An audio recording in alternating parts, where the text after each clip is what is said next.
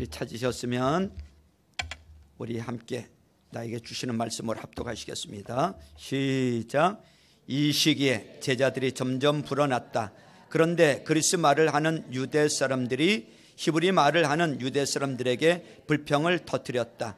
그것은 자기네 과부들이 날마다 구호 음식을 나누어 받는 일에 소홀히 여김을 받기 때문이었다. 그래서 12 사도가 제자들을 모두 불러놓고 말하였다. 우리가 하나님의 말씀을 전하는 일은 제쳐놓고서 음식 베푸는 일에 힘쓰는 것은 좋지 못합니다. 그러니 형제자매 여러분, 신망이 있고 성령과 지혜가 충만한 사람 7을 여러분 가운데서 뽑으십시오. 그러면 그들에게 이 일을 맡기고 우리는 기도하는 일과 말씀을 섬기는 일에 헌신하겠습니다.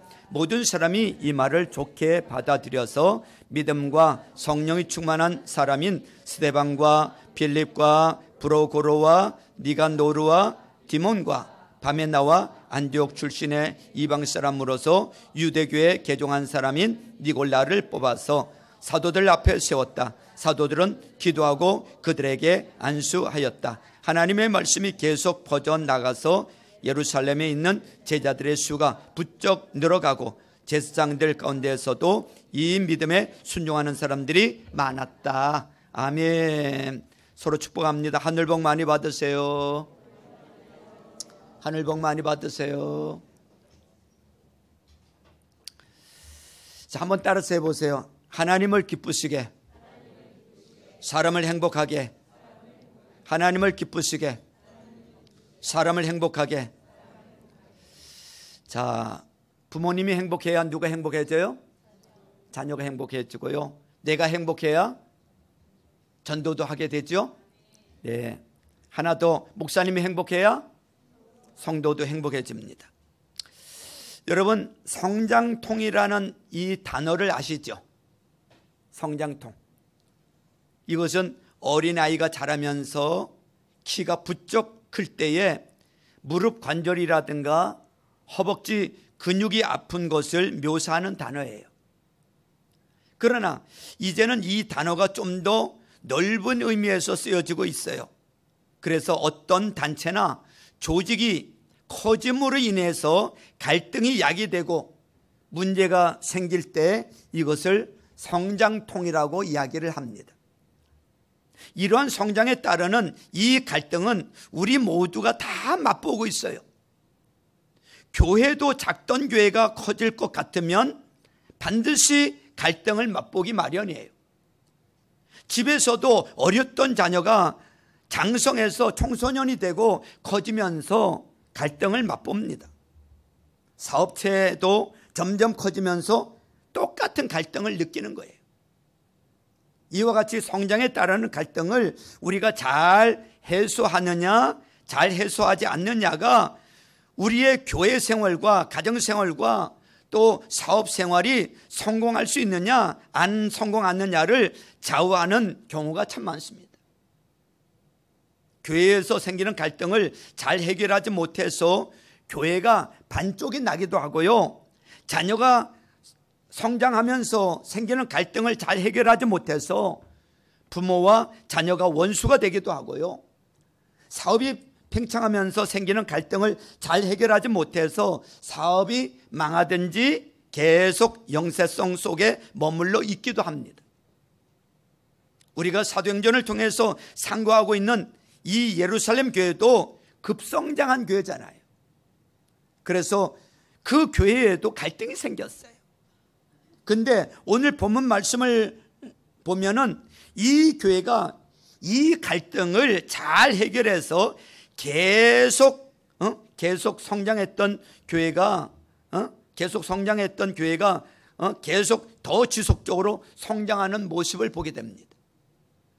그래서 오늘은 본문 말씀을 통해서 우리가 일상생활에서 겪고 있는 성장에 따르는 이 갈등을 어떻게 해소할까 하는 방법을 좀 배워보도록 하겠습니다. 또 아울러서 목사가 해야 될 가장 중요한 일이 뭐고, 또 교회의 이 평신도 지도자들이 꼭 갖춰야 될 자질이 어떤 것인가 하는 것도 살펴보도록 하겠습니다. 예루살렘 교회는 아까 말씀드린 것처럼 급성장한 교회입니다. 처음에는 120명으로 시작을 했는데 어느 날 갑자기 오순절날 성령님이 충만하게 임하면서 작년 남자만 3,000명이 되는 교회로 성장을 하게 됩니다. 그 다음에 얼마 있다가 작년 남자만 5,000명이 되는 교회로 성장을 했어요. 그 후에도 계속 교인들의 숫자가 증가를 했어요. 오늘 1절에도 보니까 이렇게 말하고 있어요. 이 시기에 제자들이 점점 불어났다. 그러면서 문제가 생겼어요. 이 문제는 교회 안에 있는 히브리파와 헬라파 사이의 문제였습니다. 히브리파 사람들은 본문에 나와 있는 대로 히브리 말을 하는 유대 사람들이에요. 이 사람들은 유대 땅의 뿌리를 받고 있는 사람들이에요. 그래서 이들의 용어는 그 당시 유대 땅에서 쓰여졌던 히브리어가 변형된 아랍어를 쓰고 있었습니다. 그리고 이 사람들 가운데서는 그 당시 세계 용어인 이 헬란말, 그리스 말을 못하는 사람들도 있었어요. 그에 비해서 헬라파들은 유태인이면서 외국 땅에 거주하는 해외 교포들이었어요. 그래서 이 사람들은 헬란 말에 익숙했고 자기가 몸담아 사는 그 지역의 말을 했지만은 히브리 말은 못하는 사람들이 많았어요. 이런 사람들이 교회에 섞여 있었단 말이죠. 오순절 성령 강림 사건이 있기 전 교인들이 120명 정도였을 때는 교인의 대부분이 히브리파 사람들이었어요. 히브리 말을 아는 사람들이었죠. 그런데 사도행전 2장에 묘사되어 있는 바와 같이 오순절 성령님이 임하면서 교인들이 급증을 했을 때는 그 교인들의 대부분이 히브리파가 아니라 해외 교포, 즉 헬라파 사람들이 많아지기 시작했어요. 히브리파 사람들보다 헬라파 사람들이 많아지기 시작했다고요. 그러면서 갈등이 생기기 시작한 거예요. 그러면서 갈등이 생기기 시작한 거예요. 예를 들어서 이런 거예요. 한번 들어보세요. 자, 우리 교회는 대부분 우리나라 사람들이잖아요. 그죠? 외국인들 없잖아요. 우리나라 사람들이 이렇게 작게 모여 있는데 어느 날 갑자기 막 성령님이 임하면서 엄청난 부흥이 일어나기 시작을 하면서 아니 외국인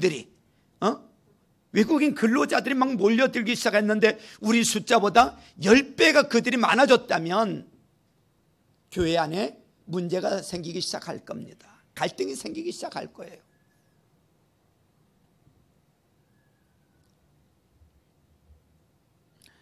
그래서 교인들은 급증을 했고 교인들 구성원의 종류도 달라졌는데 여전히 결정권은 히브리파인 12사도가 다 갖고 있었어요. 여기에서 문제가 생기는 거예요. 문제의 발단은 과부들 때문에 생겼어요. 초대교회는 예수님의 가르침을 받아서 특별히 의지할 것 없는 과부들을 돌보는데 세심한 배려를 했어요. 그 과부를 돌보는 가운데서 헬라파 과부들이 차별 대우를 받는다는 이런 불평이 나오기 시작했어요. 이것이 예루살렘 교회에 겪는 첫 번째 갈등이었어요. 이 갈등을 해소하기 위해서 12사도들은 이 제자들을, 신도들을 다 모아놓고서 2절에서부터 4절까지 이렇게 이야기를 합니다. 2절 말씀을 한번 보세요. 2절에 보니까 그래서 12사도가 누구를 모았어요? 제자들을 모두 불러놓고 말하였다, 이렇게 말하고 있어요. 자, 여기 보세요. 여기에 제자라는 단어를 잠깐 설명하면 초대교회에서는 평신도라는 단어가 없어요.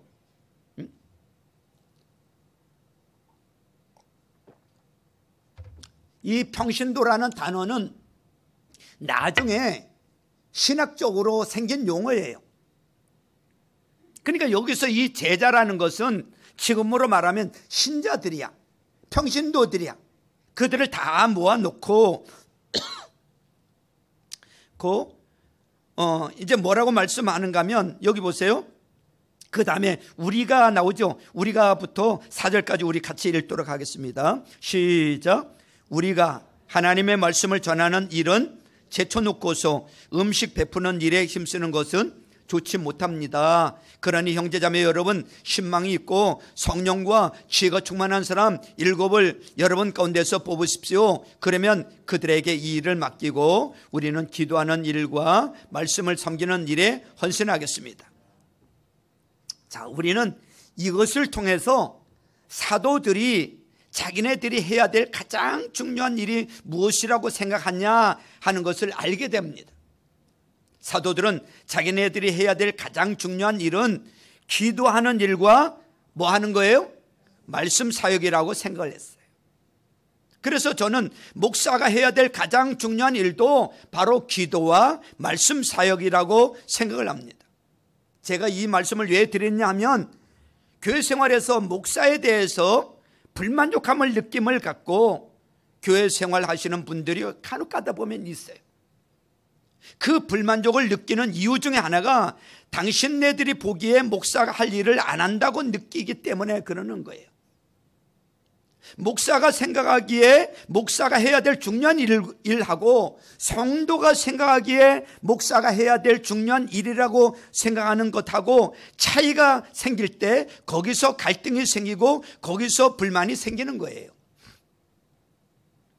그래서 저는 여러분의 담임 목사인 김 목사가 제일 중요하게 생각하는 것이 무엇인가 하는 것을 알기를 원합니다. 저는 여러분들의 담임 목사가 가장 중요시하고 집중해야 될 것이 뭐냐면 바로 기도하는 일과 말씀 사역이라고 이 연사는 주장을 합니다. 아멘. 김 목사가 사도여서가 아니라 사도적인 목사가 되기 위해서도 기도와 말씀 사역에 전념해야 된다는 것입니다. 아멘이죠?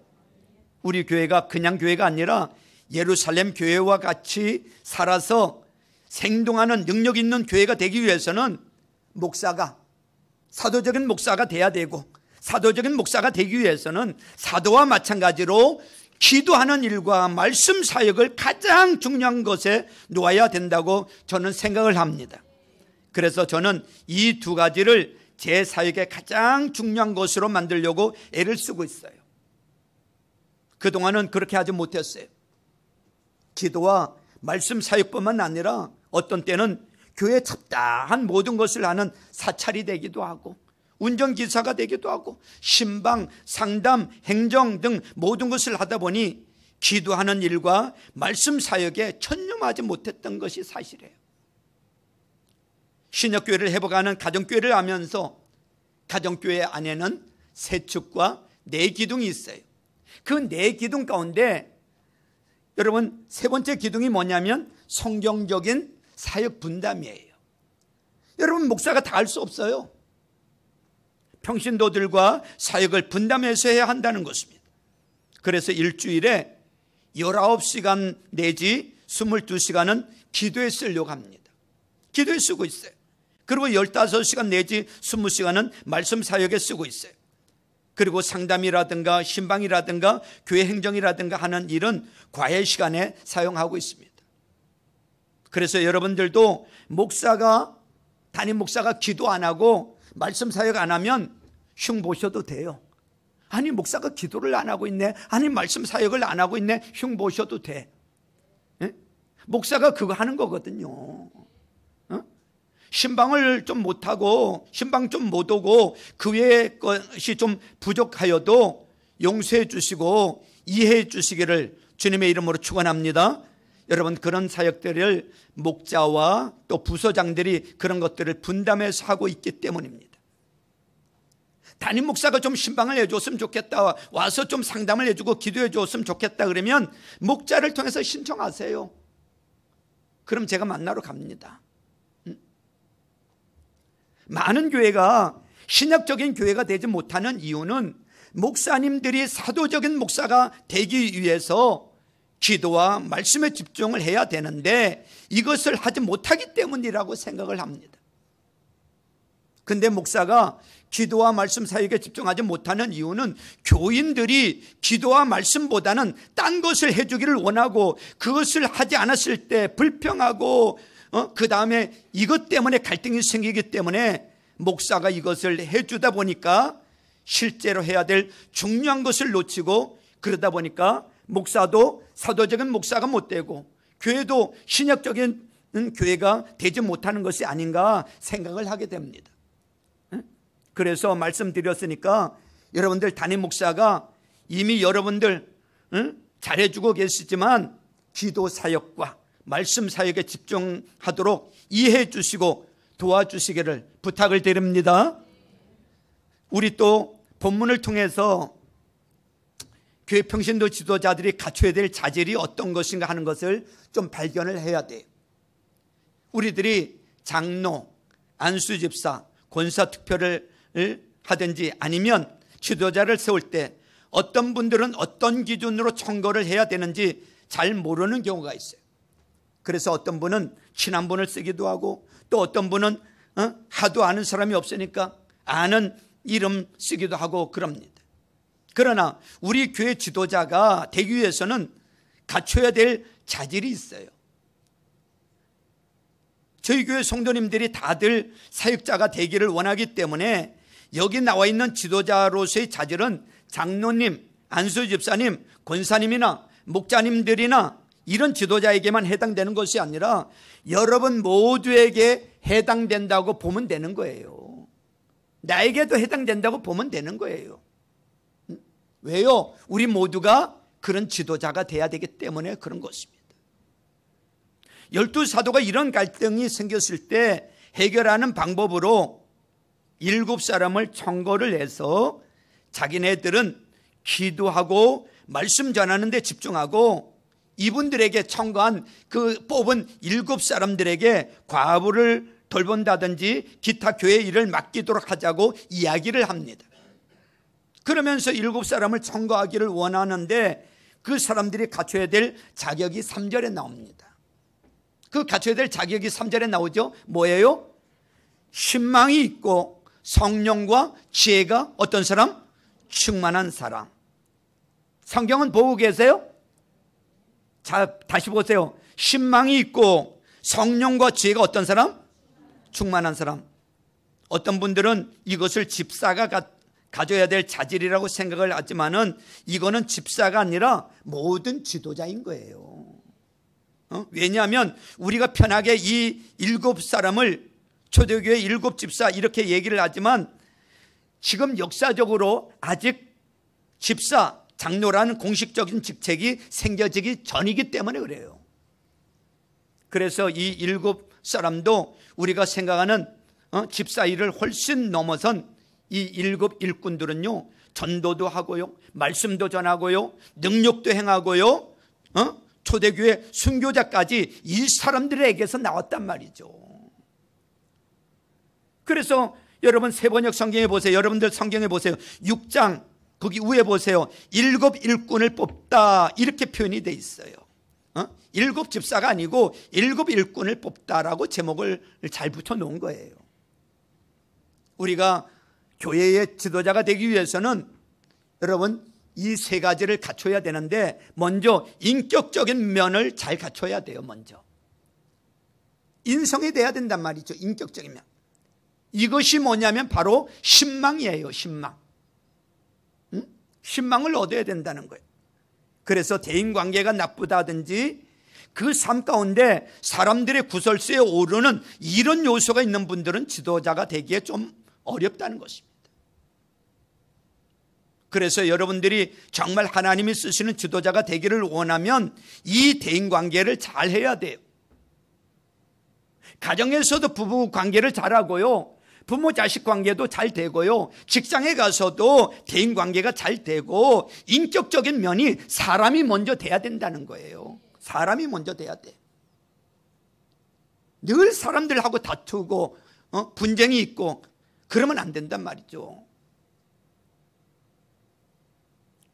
또 예를 들어서 내가 갖고 있는 직업이 사람에게 손가락질 받는, 천에서 손가락질 받는 것이 아니라 부정에서 손가락질 받는 직업이라면 내가 주님에게 하나님께 쓰임받는 사람이 되기 위해서는 직업도 사업도 과감하게 바꿀 수 있어야 되는 거예요. 우리가 주님께 쓰임받기 위해서는 신망 있는 사람이 돼야 된다는 거예요. 신망 받는 사람. 바로 인품이 먼저 인격이 돼야 된다는 것입니다. 그러나 성품이 좋고 대인관계가 좋다고 해서 꼭 지도자가 되는 것은 아니에요.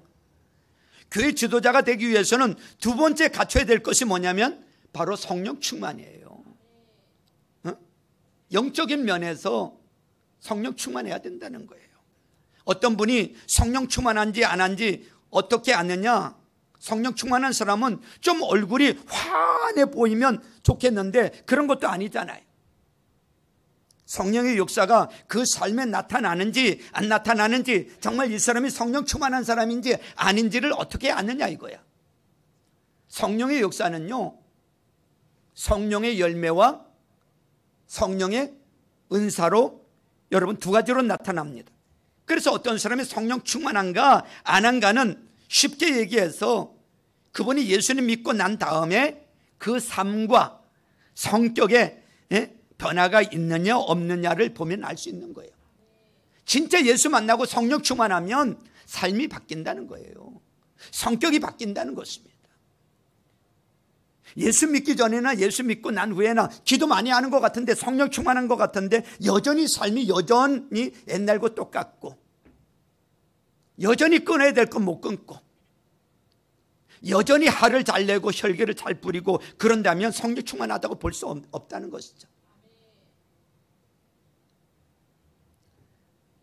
또 이분이 신앙생활을 하는 가운데서 하나님의 음성을 들으며 기도하면은 응답이 오느냐 안 오느냐를 보면 압니다.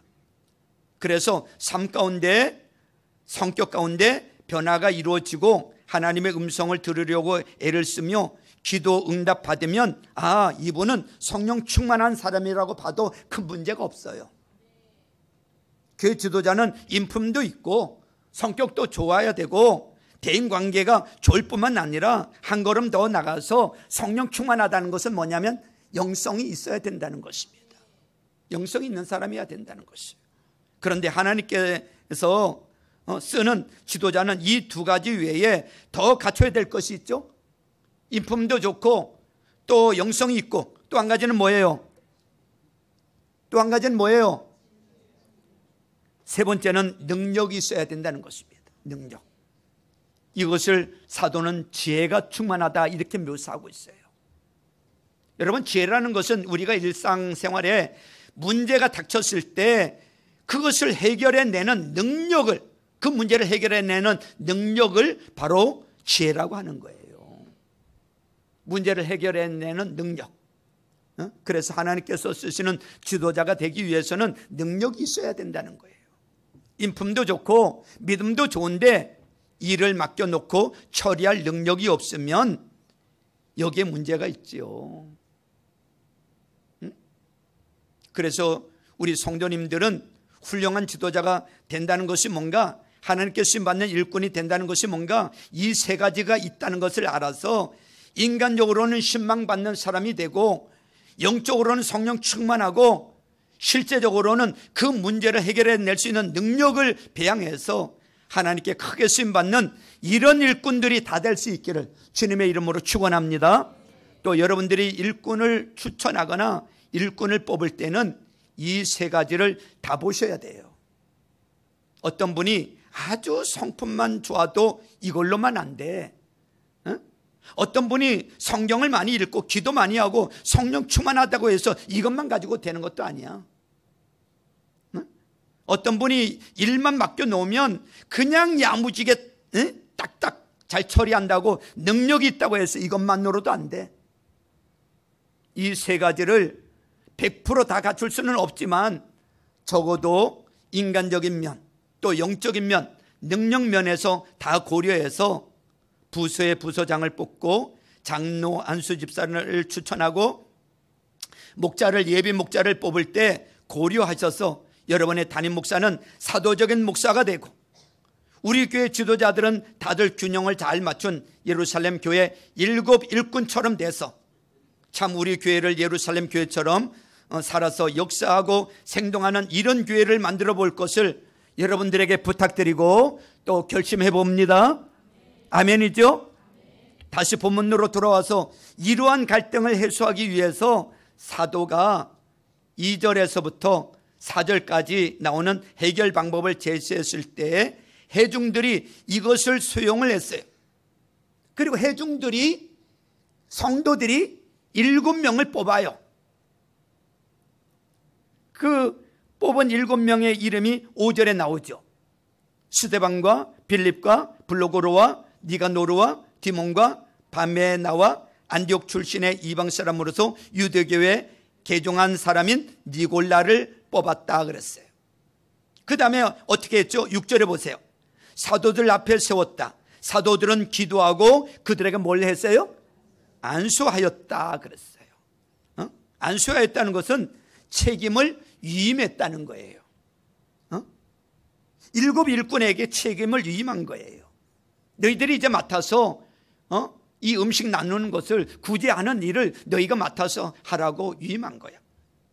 목사로, 장로로, 안수집사, 권사로 안수기도를 받고 세워지죠.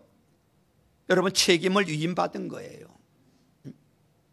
그래서 그 결과 7절에 나오죠. 결과가 7절을 같이 읽습니다. 7절을 자 시작.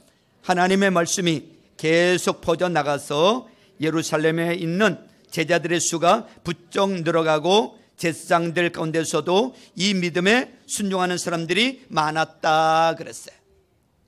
예루살렘 교회에 처음으로 갈등이 생겼는데 이것이 잘 해결되어서 그 다음에 계속 성장하는 모습을 보게 됩니다. 우리는 사도들이 예루살렘 교회에 있는 갈등을 해결하는 이 사건을 통하여서 우리가 일상생활에서 겪는 교회생활, 또 가정생활, 아니면 직장에서 겪는 이 갈등을 해결해 나가는 몇 가지 단계를 발견하게 됩니다. 누구에게나 인간 살아가면서요, 이런 갈등은 누구에게나 다 있어요. 우리 교회도 앞으로 성장하게 되면 이런 갈등이 생길 수 있고요. 또 목장에서도요, 목장이 부흥하면서 여러분 목장에서도 갈등이 생겨질 수도 있고요. 가정에서 갈등이 생겨질 수도 있고 직장에서 갈등이 생겨질 수 있어. 그러면 그 갈등을 어떻게 해결할 거냐 이거예요. 해결 방법을 4가지로 알려주고 있어요. 좀 살펴볼까요? 우리가 성장으로 인하여 갈등을 겪을 때 첫 번째 단계가 문제를 인정하는 거예요. 따라서 해보세요. 문제를 인정하라. 뻔한 이야기이지만 많은 분들이 갈등이 있다는 것 자체를 인정을 안 해요. 예루살렘 교회에 헬레파 사람과 히브리파 사람의 이런 갈등이 생겼을 때에 사실은 사도들이 이런 문제를 그냥 관심을 쓰지 않고 넘어갈 수도 있단 말이죠. 아이, 우리 교회처럼 성령 충만한 교회에서 뭐 그런 차별 대우가 있겠느냐 이러고 부인할 수도 있고, 아이, 기도하고 넘어갑시다 뭐 이러고 얼버무리고 갈 수도 있단 말이죠. 그런데 사도들은 문제를 인정을 했어요. 이것이 첫걸음이에요. 문제가 있다는 것을 믿기를 거부하고 문제가 있다는 것을 인정하지 않는 동안은 이 갈등이 해결이 안 돼요. 인정하지 않으면요, 갈등의 골은 더 깊어지죠. 해결이 안 됩니다. 문제가 있을 때 먼저 그 문제를 인정하는 거예요. 성장에 기반하는 갈등을 해소하기 위해서 두 번째 단계에는 해결 방법을 추구하는 거예요. 따라서 해보세요. 해결 방법을 추구한다. 우리는 문제가 있다는 것은 인정하지만은 해결 방법을 추구하지 아니할 때가 많아요. 그런데 이 12 사도들은 그렇지 않았어요. 문제가 있다는 것을 인정하고 그 다음에 사도들은 깊이 기도하고 이런 방안을 갖고 나와서 성도들에게 제시를 했던 거예요. 그래서 신도들을 모으고 너희들 가운데서 신망이 있고 성령과 지혜가 충만한 사람 7을 청구하라. 해결 방법을 제시를 했어요. 뻔한 얘기 같지만은 우리가 갈등을 해소하기 위해서는 문제가 있다는 것을 인정할 뿐만 아니라 이것을 해결하기 위한 노력이 있어야 돼요. 방법을 찾아야 돼요. 어떤 분들은 에이, 시간이 가면 해결해 주겠지 이렇게 생각하시는 분들이 있어요. 물론 그것이 썩 틀린 생각은 아니에요. 사실 많은 갈등이 그냥 시간이 가면은 해결되는 경우가 많습니다. 오히려 그걸 해결하려고 설치다가 갈등이 더 깊어지고 관계가 더 나빠지는 경우도 많이 있어요. 그러나 어떤 갈등은 우리가 즉시 하고 해결해야지, 그냥 누워서 시간이 지난다고 해서 해결되지 않는 그런 갈등들이 있단 말이죠. 이런 것이 있을 때는 해결토록 추구를 해야 돼요. 그런가 하면 성장에 따르는 갈등을 해소하기 위한 세 번째 단계가 자기의 역할을 재확인하는 거예요. 따라서 해보세요. 자기의 역할을 재확인해야 된다. 자, 예루살렘 교회에 120명이 되는 조그마한 교회였을 때는 사도들이 기도도 하고 말씀도 전하고 과부 구제도 하고 모든 것을 다 하는데 큰 문제가 없어. 왜냐하면 신도가 120명인데 사도가 몇 명이었어요? 사도가 몇 명이었어요? 12명이니까 지금으로 치면 120명의 성도 가운데 목사가 12명이니까 큰 문제가 없지요. 그런데 교회가 급성장하면서 지금 갈등이 생긴 거예요. 그때 사도들이 한 것이 무엇입니까? 딱 멈춰서서 이제 우리 교회가 굉장히 커졌는데, 그래서 이런 갈등이 생겼는데 과연 우리가 해야 될 일이 뭐냐? 자기의 역할을 재확인하는 거예요. 그래서 그들의 결론은 2절에 나오는 대로 우리가 하나님의 말씀을 전하는 일은 제쳐놓고서 음식 베푸는 일에 힘쓰는 것은 좋지 못하다. 그리고 결론은 이런 것들은 평신도 사역자들에게 맡기고 우리는 기도하는 일과 말씀 전하는 일에 헌신하겠다, 전념하겠다. 이 사람들은 자기의 역할이 무엇이냐? 바로 기도하고 말씀 전하는 것이라는 것을 재확인하고 있습니다. 제가 목사가 해야 될 가장 중요한 일이 무엇입니까? 하는 것을 제가 지금 말씀드리는 이유도 바로 그거예요. 우리 교회가 성장하고 앞으로도 성장할 텐데 그때 생기는 갈등의 여지를 미리 없애버리고자 하는 거예요. 그래서 성장에 따르는 갈등이 생길 때에는 나의 역할이 무엇인가를 다시 한번 재확인해야 돼요. 목사는 목사로서 할 역할이 있고요, 성도는 성도로서 해야 될 역할이 있단 말이죠. 여러분, 가정에서 생기는 갈등은 부부간의 갈등도 있고 특별히 자녀와의 갈등이 있어요. 특별히 자녀들이 10대가 되면은 부부하고 갈등이 많이 생기잖아요. 이때 부모님들이 자기의 역할을 다시 한번 재확인해야 돼요. 저도 나이가 들어서 깨달았어요.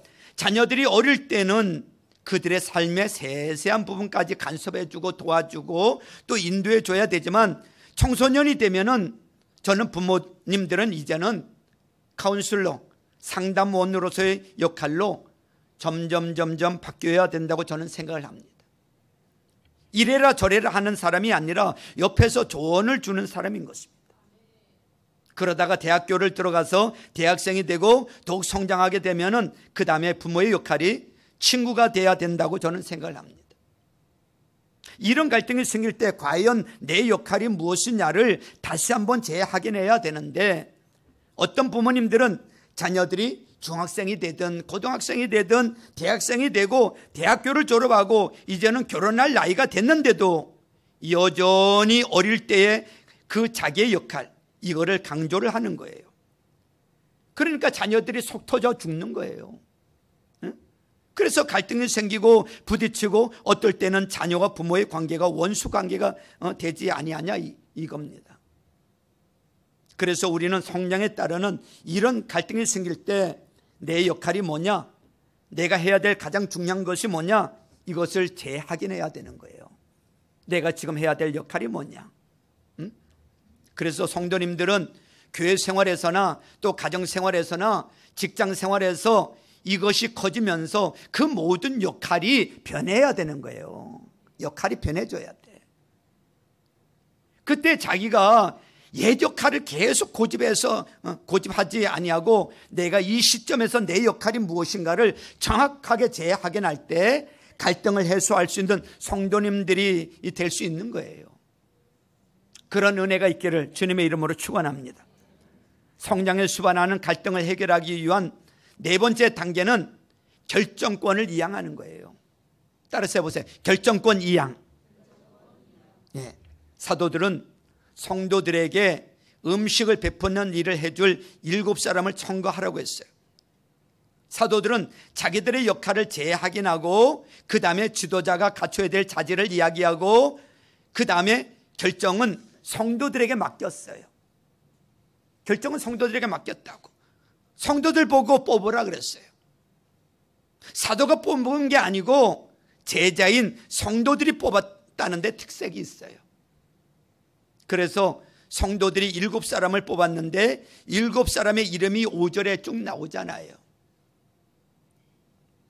여기 다시 보세요. 5절에 스데반과 빌립과 블로고로와 니가노르와 디몬과 바메나와 안디옥 출신의 이방 사람으로서 유대교에 개종한 사람인 누구? 니골라. 이 이름을 보면서 흥미있게 느껴지는 것은 이 7사람들이 다 히브리 이름을 갖지 아니하고 헬라 이름을 가지고 있는 사람들이라는 거예요. 그래서 이 7사람은 다들 헬라파 출신이다 하는 것을 우리가 쉽게 짐작을 할 수 있는 거야. 지금 그 갈등의 원인이 헬라파 과부들이 차별 대우를 받는 것 때문에 문제가 생긴 거 아닙니까?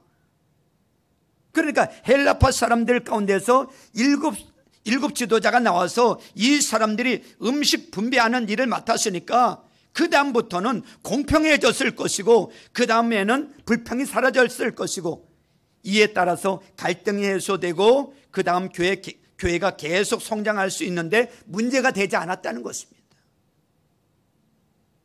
사도들은 결정권을 이양을 했어요.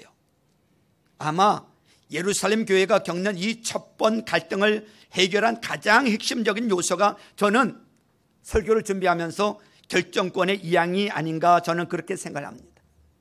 따라서 해보세요. 결정권의 이양. 그렇습니다. 그래서 우리 교회도 갈등 없이 성장하기 위해서는 자꾸만 결정권이 전에는 이 목사나 또 당회에서 모든 것을 결정했다면 이제는 목사에게서 누구에게로? 목자에게로. 또 목자는 누구에게로? 목장 식구에게로 자꾸만 이양이 돼야 됩니다. 그러는 동안은 우리 교인이 아무리 증가하고 가정교회 목장 수가 많아진다 해도 별 갈등 없이 계속 성장하지 않겠나 저는 생각을 합니다. 가정에서 자녀와 자꾸만 갈등이 있으신 분들도 이 결정권을 이양하시길 바랍니다. 예를 들어서 중고등학교 다니는 자녀를 가진 분들은 우리 아이들 금요일 밤이나 토요일 밤에 너 몇 시에 들어올 거냐 이런 문제 가지고 문제가 되어지는 경우가 있잖아요. 10시까지 들어와 이렇게 명령만 하시지 말고 이제 애가 조금 컸으니까 몇 시에 들어올 것인지 하는 것을 같이 의논하셔서 타협하셔서 정하시면 좋을 것 같아요. 결정에 참여시키는 거죠.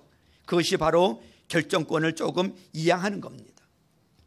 우리가 세상 살자면은 교회 생활에서 또 가정 생활에서 직장 생활에서 또 사업에서 갈등을 피할 도리는 없어요. 이런 갈등을 어떻게 해결하느냐 이 해답이 하나님 말씀 안에 다 있다는 것입니다.